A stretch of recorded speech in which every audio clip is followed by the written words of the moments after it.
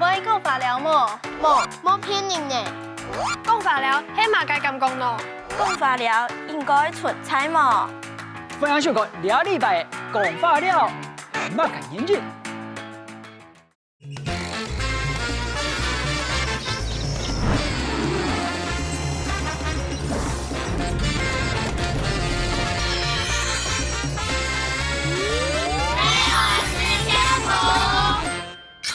有说过谎的请举手。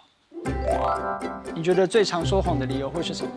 不想被处罚，然后接着是，就是不想要对方对我失望吧。老师好，我是今天的小记者茉莉。茉莉你好，欢迎你来参观我们的脑语认知实验室。今天要做一些测谎的研究，准备好了吗？好了，好。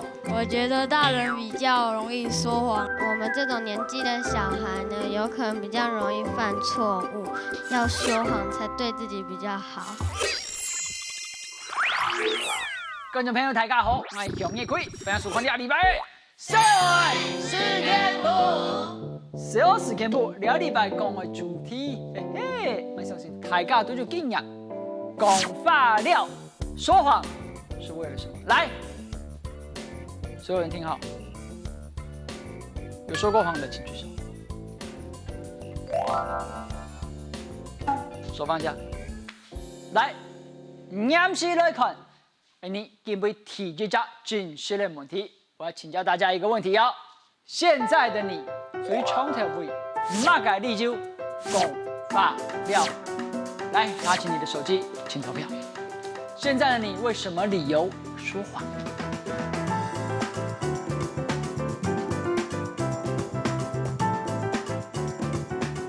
请看结果。10个小欧里面有1半都是不想让对方失望，然后有2名是不想被处罚，有2名是不想秘密被发现。我们看一样，只有2个人选择的不想被处罚。阿哲，我比较常说谎的是老师，因为我在上课的时候就是会看课外书、睡觉、讲话，然后影响到老师。就老师问你说你上课有没有讲话，我说没有。老师信。OK， 来一样。我们听一下女生拿欧米的好不好？我也是在上课的时候比较属于就是，没有到很认真，但是我有在听课，只是有时候可能下午太累会睡着，或是下课的时候可能因为自己一些事情，然后迟到，就会说谎跟老师讲，就是不想要被处罚。结合这2位小欧的回答，大家有没有想到，就是其实这个问题，除了表面上看起来是为了哪一个理由说谎，在答案公布之后，你也可以听出，会不会是你最常对什么对象说谎？来，麦克风给鱼竿。因为其实我平常比较常面对家长或者老师，那会说谎，就是可能因为我做一些事情不希望让他失望。可不可以给我一个例子？上厕所的时候，把地板弄脏，然后就是为了不要让那个老师觉得我卫生很差，我就说没有，这不是我做的。如果是卫生不好的话，他就可能会对我有一点失望，就是因为其实老师对我的期望有点高。我是不想对方对我失望，然后如果你有在看的话，我要跟我们班同学讲对不起。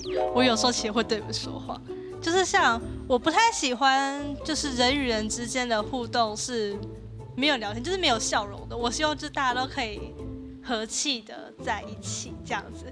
然后因为像我本身不是韩范，然后可是我周围的同学还蛮多人是的，然后他们就会问我说：“哎，你觉得他帅吗？”然后我又不好意思直接说，其实我没有很喜欢，我就会觉得说：“哦，我觉得还不错啊，这样子。”然后我就会觉得说，讲完之后就会很心虚，因为其实我并不喜欢他，对不起，这种感觉。就你们自己的经验谈来讲，说谎被发现的机会超过50%的，请举手。1、2、3、4、5、6、7。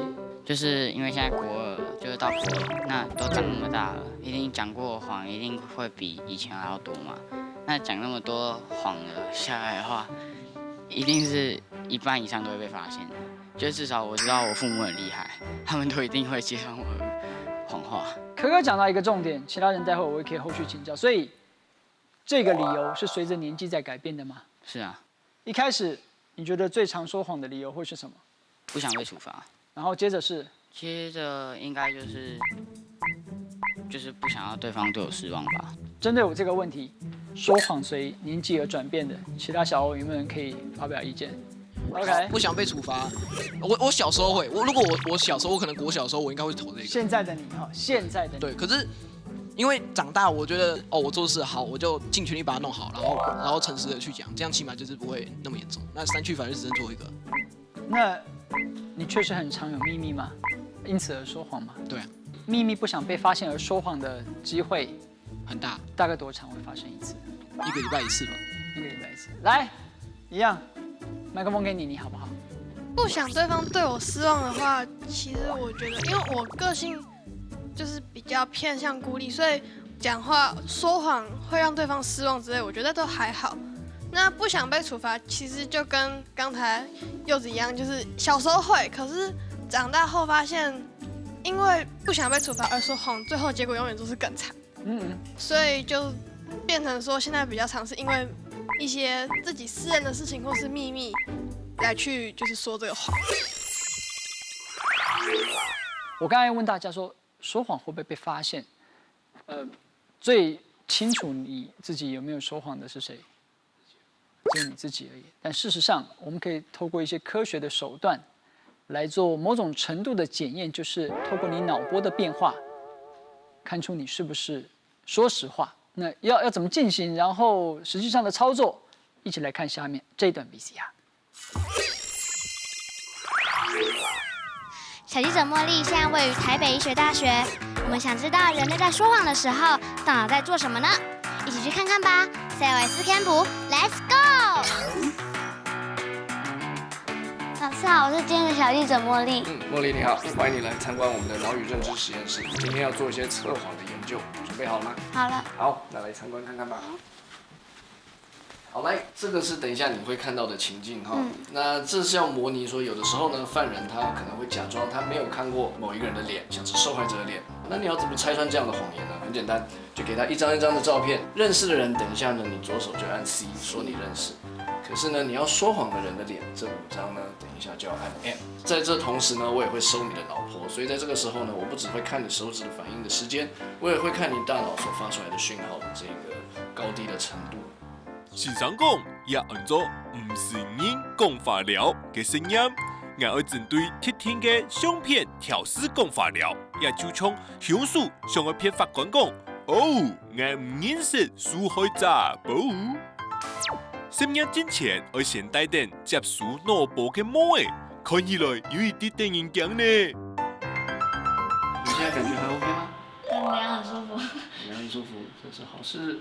好，那不要太緊張，我們就可以開始嘍。好緊張。一下研究會透過聲音偵測數字嘅反應時間，然後腦波信號，看下咧老師講，然後講法了，上來有乜嘅檢查哦。畫面上會出現2種相片，一種係物理屬實嘅，一種係物理唔屬實嘅。畫面出現幾個親朋好友嘅時間，就會看唔屬實嘅案件。我覺得我答錯很多題啊。好，你剛剛做得很好哈，你的感受怎麼樣？我覺得好可怕哦，很可怕，很緊張。好，不用緊張哈，你剛剛其實做得很好，又快又好。所以你現在準備好要來看看你自己的數據了嗎？要來開講。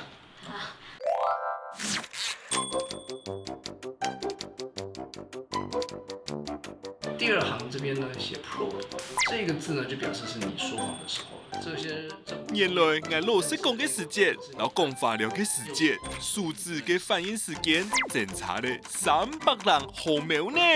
你看，老師講嘅時間反應嘅速度係463毫秒，講法了嘅時間就會變做729毫秒，兩者嘅檢查就係差唔多1/3秒哦。好，嘅腦波有很用嘅做到愛，啲講法了嘅腦。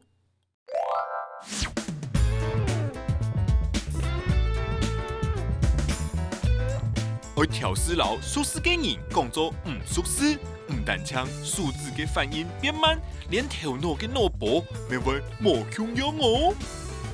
我們到時候分析你的腦波呢，我們也會找這樣子，在第300毫秒的時候呢，有一個實話跟謊話的差異。如果有這樣的一個很大的差異的話，那我们就稍微可以觉得说，哦，这个人有可能在说谎。如果完全没有差异，两条线都重叠在一起，那就表示这个人嫌疑会变得比较小一点。不认识。野手是捌你嘅脑波，蓝色係佢老師講嘅腦波，唔過係講佢老屬實嘅人講做唔屬實，腦波就會變做紅色嘅圖形哦。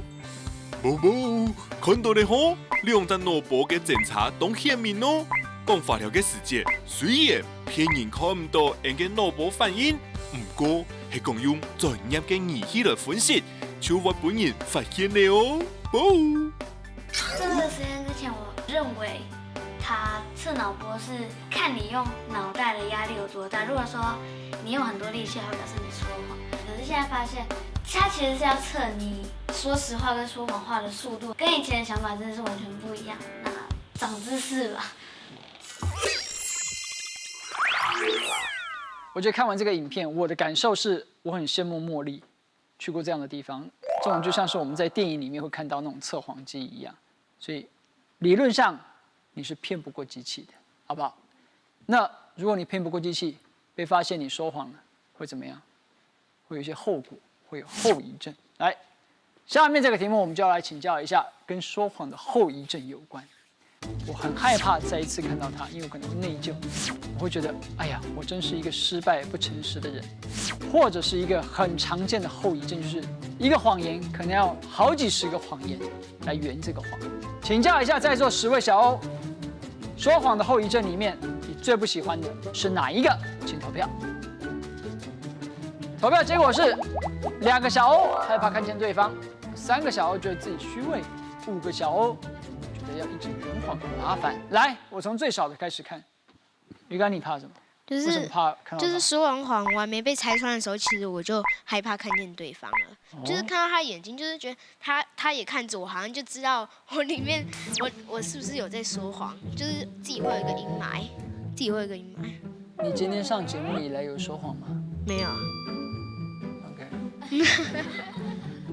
接着我们看一下茉莉。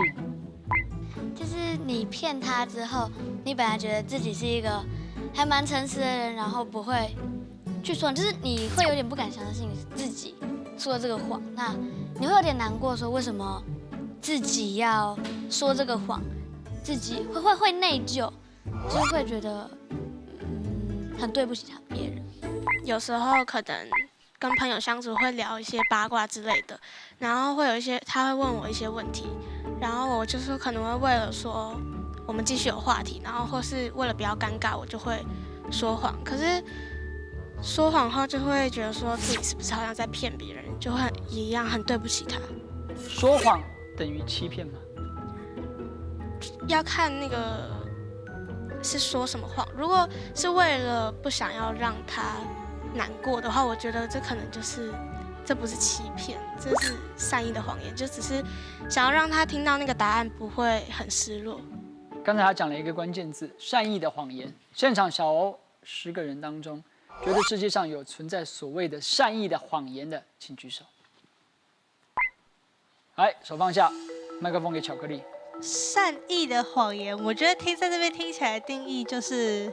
假设对方已经很难过，假设他考试考不好好了，然后可是你这时候还一直去跟对方说没关系，你已经考得很好，考得很好。对呀，58就快及格了。这种话如果是我听起来，我会想打你，你知道吗？因为你当下可能没事了，但他过了之后，除非他真的是一个心胸很宽大的人，或者他跟你关系真的是很好，要不然他也有可能会觉得说，那你当时为什么要骗我？对，我就是这种人，我就会觉得说你当时骗我。路还这么长，要往以后看哦，要想到日后。另外一组圆谎组的。就像我刚刚讲，我最常说谎的对象是老师，然后那个明湖国小跟明湖国中是吧？啊，各位老师们，就是比如说我上课在看课外书，然后他就会说你上课是不是在看课外书？我就说没有，我在看课内。然后他就会说你在看什么？然后我在看神文。他说那你有没有背？他说等一下，我其实是在放空。然后我最后还是会被惩罚，所以我就觉得前面的刚才已经几个谎了，4个谎。所以我觉得前面的谎言很没有意义，反正都要被记。我自己是因为，会有一些秘密不想让爸妈知道，或是让老师知道，所以就是可能老师问我说最近有没有什么心事的时候，我就会跟他讲没有，可能就是身体比较累，比较晚睡。那老师会一直接下去问说，那你为什么要这么晚睡？这么晚睡对身体不好，什么什么什么的。所以我就会必须要圆最前面那一个谎，然后就去再想更多的谎，让老师可以不要再继续问下去。谢谢你的分享。其实今天我们在这一集节目之前，我们经过这个10个小屋的调查以及他们的首肯，梨子，你分享一下你自己的案例好不好？麻烦你。好，就是那一天呢是我妈妈的生日，然后结果我完全忘记所以回家时我就拿别人送给我的东西，就被我妈看到了，她就直接问我说：“啊，那是你要送给我的东西吗？”我就说：“对啊，那是我学校做的，就送给你的。”然后我妈就把它贴在那个我们家的那个留言板那种地方，然后甚至还传 FB 跟大家说：“你看，这是我女儿做的。”你记不记得你当时之所以要撒这个谎是为什么？就是我觉得还是不想让她对我失望，所以说一样是去上课，只是那一天就是整个心情就闷闷的。我如果这个时候问你，重新再来一次，假设我今天当妈妈好了，哇，梨子，好美哦，这个剪纸是我生日你特地为我准备你做的吗？你会怎么做？我可能会想说，就是一样是要送给他，但是我会跟他说，事实就是说，是那个北北送我的，然后我觉得很漂亮，所以我转送给你。这样子有没有说谎？这样，来，觉得这样子还是有说谎的，请举手。1、2、3、4、5、6，是有一点。连你自己7个人。要说谎吗？好像也还好，也还好，但是又說你是真心送給他的，好像又差了一點點。OK， 對。除了現場嘅食物，人家都高人地圖去談一下，你係國小嘅學生啊，記得樣板看台講話了咧，看嚟看下不了團美食啊。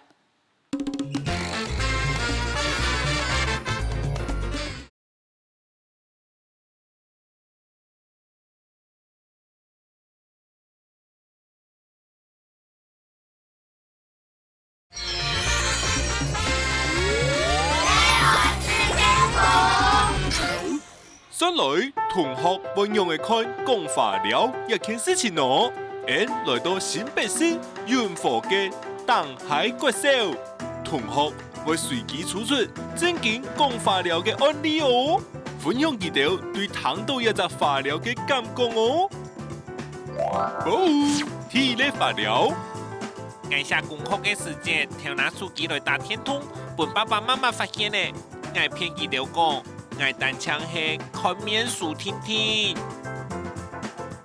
我如果寫功課時偷偷使用手機，沒有人來查的話，我應該還是會繼續使用下去。就是因為有可能因為功課的壓力實在是太大了，然後你又找不到可以宣洩的出口，所以只好用3C 產品來幫助自己。我覺得我可以跟他建議說，下次可以早點把功課寫完，再好好的玩，這樣就不用跟家人說是在滑臉書，也不用說謊。而且也不會被罵。如果我現在在使用手機被發現的話，我應該是會說謊，因為呢，為了不讓我的手機又再次被藏起來。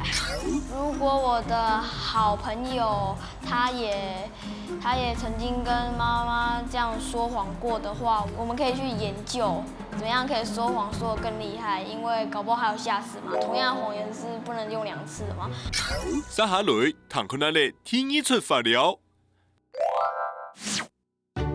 我聽拿媽媽聽嘅時間，咁本人發現，大擺都調拿一些，總下調了500，前面就便理由滿講，我還有按監視希望。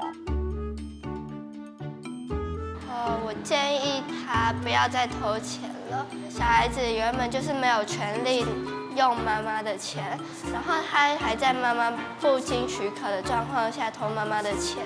我覺得他會這樣做的原因應該是怕會被發現，所以才会问得那么的详细。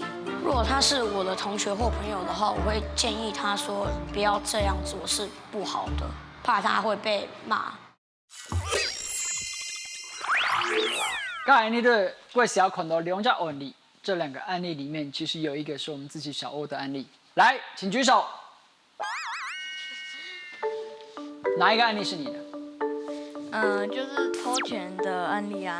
那时候就是真的很蠢，然后就是想说偷一大堆，然后那时候是什么时候？很小的时候，觉得那时候很蠢啊。然后如果重复一次，我觉得应该不会啊。后来就是有和解啊。和解？请问是刑事告诉吗？要和解？对，获到不起诉处分是不是？那我问一下刚才那几个6年级的同学给你的建议，你听了之后，偷钱是不太好的啊。他们的建议，当然就是不会再偷啦。既然如此，那我们想到后果的严重性，我们想到可能会造成很多人的不安，会带来更多的麻烦。即便如此，究竟谎言有没有存在的必要？请投票。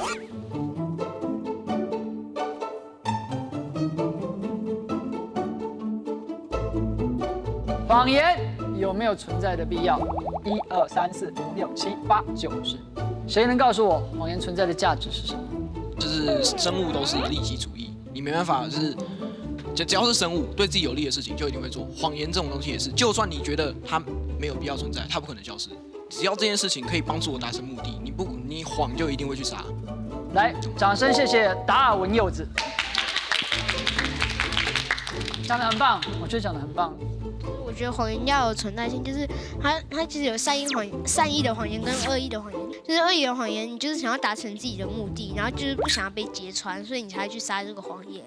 然后如果是善意的谎言的话，就是你不想要让别人去哭或者是失望。然后我就觉得这2种都有自己的目的性。善意的谎言是有存在的必要，因为它可以让你比较不会去伤害到别人。但是如果说谎言是对别人不好，然后也对你自己的不好，对你自己也不好的话，我觉得是没有存在的必要。但是善意的谎言如果不存在的话，这世界会变很可怕。我想延续刚才茉莉讲的那件事情，大家想一下，如果这是一个没有谎言的世界，会是一个怎么样的世界？我之前有看过一部电影，我忘记名称，但是它就是在讲那个世界是没有半个谎言的，然后就会变得很可怕。就是可能今天一个歹徒到你家，然后要你拿出钱包，然后他问你说你有没有钱，你如果没有谎言的话，你就不会说。有，我抽屉有6000，皮包里有300。对，你什么都会讲出来。如果这个世界上都没有谎言的话，会变得很可怕。你自己的秘密都就是人家问你就一定会回答，你就是不会有半个秘密。首先没有谎言这件事情基本上就是一个不可能存在，它是类似要怎么讲理想乡这样子。那这样子的话，就代表每个人都他不会有隐私这种东西，就跟你讲的话，就跟你讲的一样，就是他不会有，他这隐私这种东西从基本上就是不存在的，你懂吗？谢谢柚子的分享。现在现场10个小欧都觉得说谎是有必要的。那么在今天录影的现场有2个群体，不是说谎不说谎，而是小欧们跟我们这些大人们。所以我要请教一下，小孩比较常说谎，还是大人比较常说谎？我们的这个拍摄团队也到了国小，去问了那一群6年级的学生们，我们来听听他们怎么讲。唔知道乜嘢係好講法了，係聽人又係寫人嘅喏。投票過後，知道寫人嘅好講法了嘅人係多，唔過知道聽人好講法了嘅咪唔會少哦。我们这种年纪的小孩呢，有可能比较容易犯错误，然后因为大人比较严厉的责骂，所以小孩就会觉得要说谎才对自己比较好。我觉得大人比较会说谎，因为有时候小孩真的想买一个自己心爱的玩具的时候呢，大人通常总是会骗说我们就是有那个玩具了，我们回家再找给你。我觉得大人比较容易说谎，因为大人呢，他们要去上班嘛，然后他们上面还有一个叫做主管的人，然后那些主管呢，如果今天他们穿得很丑，然后这时候呢，你既要尽量的把他讲得比较帅一点，不然的话，可能就会在主管心中把你也扣分，然后到时候你想加薪的话，不好意思，不行。其实我认为，大人小孩都很会说谎，可能就是小孩说出来的比较破绽一点，大人因为已经比较成熟了，出社会已经知道要怎么样说谎才不会被别人发现了。所以讲，今杯节目的调查显示，所有人都认为讲话了是有比较的，不过是讲你在运作一下交通当磁材，本人当心情的环境，话了是不是顺畅的，是用2点提供给各位观众朋友来参考。以上是2礼拜节目内容，非常感谢大家的收看。下周礼拜六下午7点半，记得准时收听《社会实验部》，拜拜。教师节目好不好看？好。说实话。